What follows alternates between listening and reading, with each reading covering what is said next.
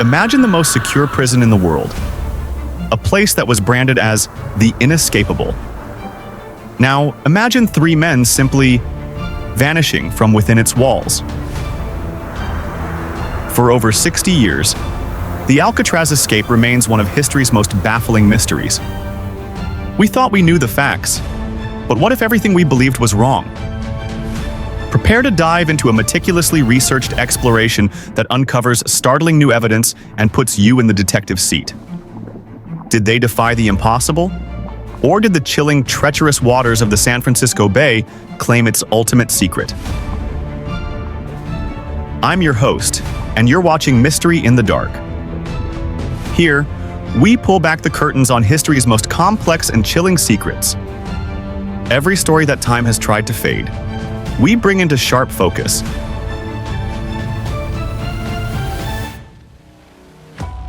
To understand this escape, we must first establish what Alcatraz was. It was not just any prison.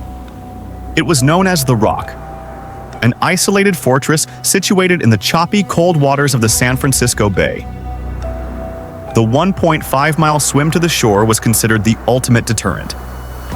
The authorities believed the frigid temperatures and the deadly, rapidly shifting tidal currents would guarantee failure. Over its 29 years of operation, officially, no inmate ever successfully escaped Alcatraz. But the three men who challenged this security were not common criminals. First, there was Frank Morris, the brains behind the operation. Records suggest he had an exceptional IQ, and he was already known as an escape artist, having broken out of several other institutions. Alongside him were John Anglin and Clarence Anglin, brothers who were known to be experienced swimmers in cold, rough waters. These three, along with their accomplice, Alan West, began formulating a plan to breach the world's ultimate security system. The most astonishing aspect of this escape was the sheer commitment. 6 months of patient, silent, ongoing engineering. The cell blocks in Alcatraz were old, and the concrete around the ventilation shafts at the back of their cells was weak due to saltwater corrosion. The team used a makeshift drill made from a vacuum cleaner motor, and even spoons welded to steel strips, to patiently chip away at the concrete. Imagine cutting through a prison wall using a spoon. The most difficult challenge was working under constant surveillance. The guards conducted inmate checks every 30 minutes. This meant the team had to constantly stop their dangerous work, replace the dummy covers made of painted cardboard and cement mixture, and return everything to normal within that half-hour window. The camouflage was so perfect that guards passed by repeatedly for months, never detecting the massive gaps behind the walls. This was the first phase of deception. The second, more spectacular phase, was designed to fool the guards on the night of the escape.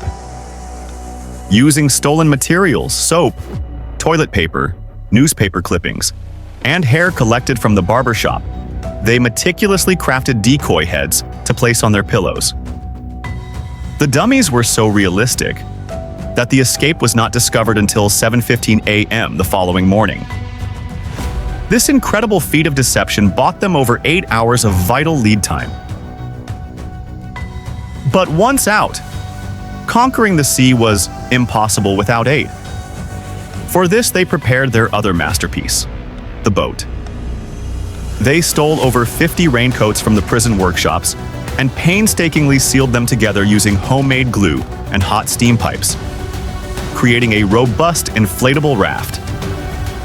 To inflate it silently, they repurposed a musical instrument, a concertina, into a functional air pump. This engineering brilliance proved that their will was far greater than Alcatraz's security. On the night of June 11, 1962, everything was in place. Frank Morris and the Anglin brothers slipped through the holes in their cells into the service corridor. But here came a major failure point. Alan West could not open his hole in time. The makeshift cement mixture he used to conceal his work had hardened too much. When he finally broke through, Morris and the Anglin brothers had already left. They had to abandon West. Their immediate survival instinct was stronger than their bond. From the corridor, they climbed a vertical pipe to the roof, cut through the wire fencing, and descended to the secluded northeast shore of the island. Sometime after midnight, they quietly launched their raft into the dark, cold waters of the San Francisco Bay, heading for Angel Island. When the escape was confirmed, the world erupted. The official stance from the authorities was rigid. They drowned. They cited the impossibility of surviving the currents and the freezing water. Yet, the sea returned evidence that complicated their narrative. Near the shore of Angel Island, John Anglin's waterproofed wallet containing family photos was discovered. In addition, a shredded piece of the raincoat raft was also found near the island. If they had been swept out to the Pacific, as authorities claimed, why did their personal items wash up so close to the mainland? This question remains the core of the controversy. Meanwhile, the Anglin family vehemently denied the official verdict, pointing to the fact that for many years, their mother received anonymous flowers on her birthday, a gesture they believed only their sons would perform. This is the point where the historical file became a live, active investigation. In 2013, the FBI received a stunning letter that had been mailed in 2011.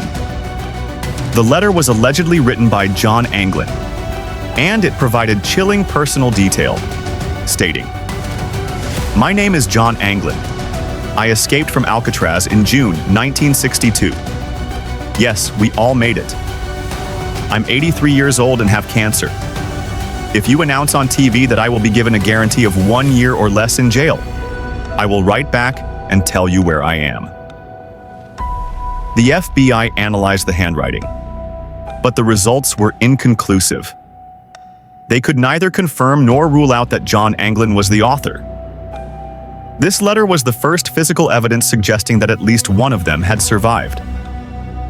Adding to the intrigue, in 2015, the Anglin family presented a photograph, allegedly taken in Brazil, showing two older men. Forensic experts concluded that the subject's facial features were highly consistent with those of John and Clarence Anglin. The most compelling argument for their survival came from science.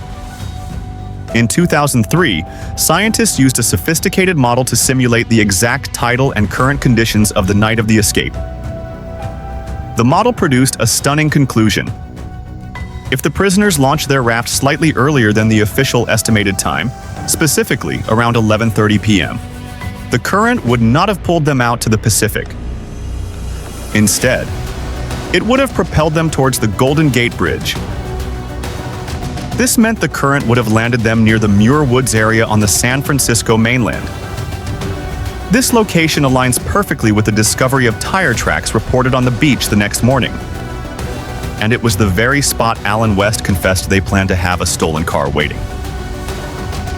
All the evidence, scientific and circumstantial, points to one strong possibility.